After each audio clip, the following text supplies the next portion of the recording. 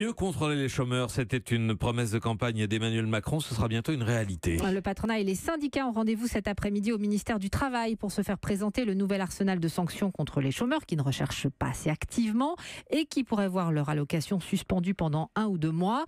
La notion d'offre raisonnable d'emploi doit être remodelée en fonction de ce que le chômeur est prêt à accepter, distance avec son domicile ou salaire.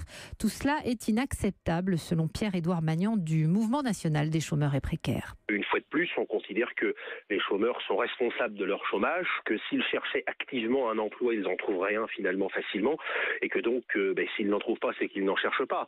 On met le chômeur entre la position du criminel qu'il faut condamner ou de l'enfant qu'il faut punir. On sait qu'un chômeur qui ne cherche pas d'emploi, c'est avant tout un chômeur qui est complètement découragé, qui constate qu'il y a, si vous prenez les 3 millions de chômeurs, grosso modo, de la catégorie A, et vous avez en face au mieux 300 000 offres, on voit bien que le compte n'y est pas. Donc tant qu'il n'y a pas d'emploi pour tout le monde, il est absolument scandaleux, j'ai même envie de dire dégueulasse, de suspendre ou de radier les chômeurs ou de leur piquer leurs revenus, parce que c'est ça que ça veut dire quand on dit suspendre, voilà, alors qu'en fait ils n'ont pas les moyens et que de toute façon la société n'a pas d'emploi à leur proposer. Le fond du problème il est là, mais c'est une vieille lune. Quand on ne sait pas se battre contre le chômage de manière efficace, on se bat contre les chômeurs. Comme ça on dit à l'opinion publique, vous voyez, on est actif et on fait des choses. Des propos recueillis par Adrien Beck pour Europe 1.